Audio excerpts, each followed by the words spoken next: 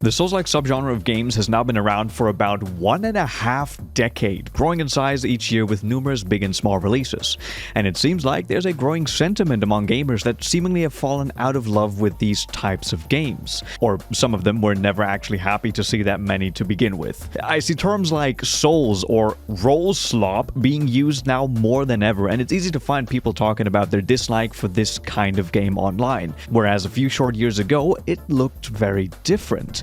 But what brought about this change? When did it go from, oh hell yeah, a new Souls-like, to, oh man, not another one? Just to be clear, I'm someone who's still excited for new Souls-like almost every time I see them, because it's simply right up my alley and I always enjoy seeing other developers try to give their own little spin on the formula. And this is already the first important aspect we have to consider. How can new games in the subgenre stand out to the ones that came before it? How can they add, expand, or even evolve the mechanics present to keep it exciting and maybe even push the boundary of what we can expect to see in these types of games? If Souls-likes become stagnant, we would very quickly run into the same issues found in Ubisoft's open world games. Predictable, safe, uninteresting, and ultimately boring, is how many describe them, and I couldn't agree more. Luckily, FromSoft themselves have managed to evolve their formula over the years, sometimes to a mixed reception, but nonetheless in a way that was able to keep things interesting. And as someone who plays a lot of these types of games, I am happy to report that other studios have been able to do that as well.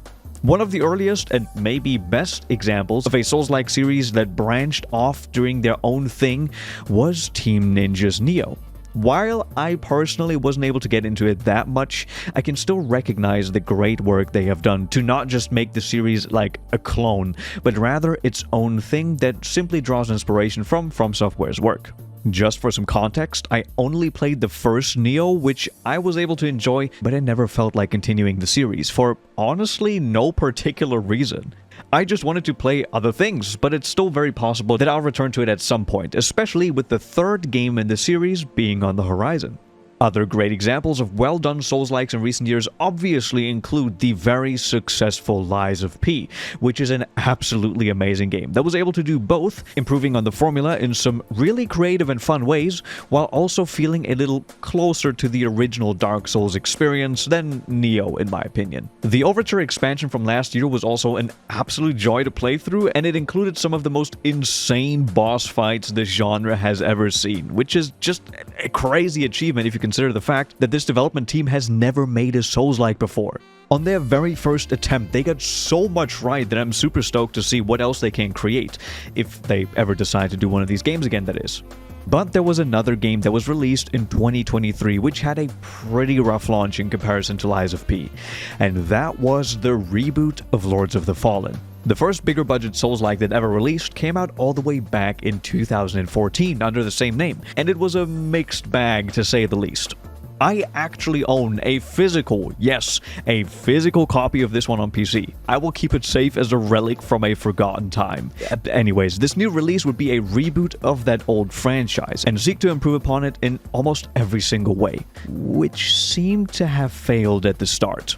I have a video on my main channel dedicated to talking about this game and its redemption arc, so I won't go over the details here again, but just to give you the general gist of it, using player feedback over time, the developers kept updating and adding to the game, which ultimately turned it into an honestly pretty awesome experience.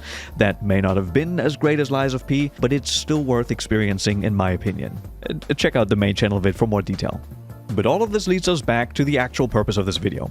If there have been so many great Souls-likes to play, why is it that people seem to not enjoy them as much as they used to?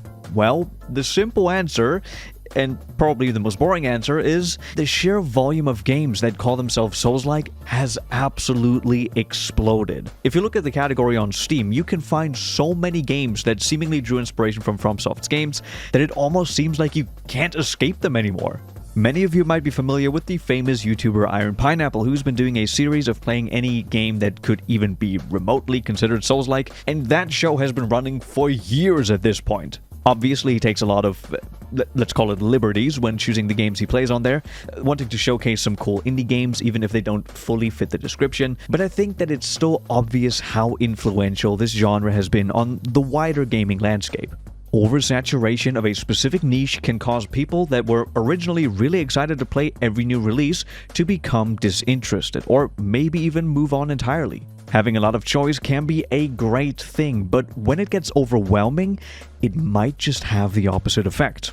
And once a piece of media becomes as popular and widespread as the Souls games have, you will also naturally run into more and more people that simply have just had enough, or never even enjoyed it in the first place. While it might be easy to write that off as just hating for the sake of it since it's popular, I don't think that we should just brush it off and bark "skill issue, get good" in return either, because that's part of the issue. As someone who loves Soulslikes and has been in this community for a while, man, we can be so insufferable sometimes. Every gaming community has a certain amount of toxicity, especially towards new players, but I don't even want to know how many people have decided to stay away from Dark Souls and games like it simply because they never want to come into contact with the fans, or the amount of people that have tried and were quickly driven away by the hostile attitude we often have. It's the exact same reason why I keep making fun of people who play League of Legends, for example. I don't have any actual beef with the player base or the game itself, but it's known for being an absolutely toxic environment that people somehow get addicted to and just can't stop playing, which makes it funny but also a little sad at the same time.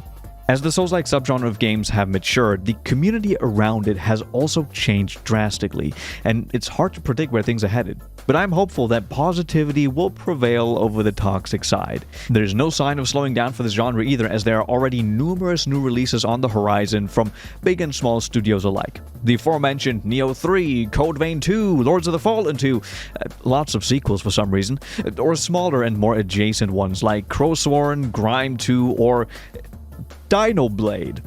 There is a lot to look forward to.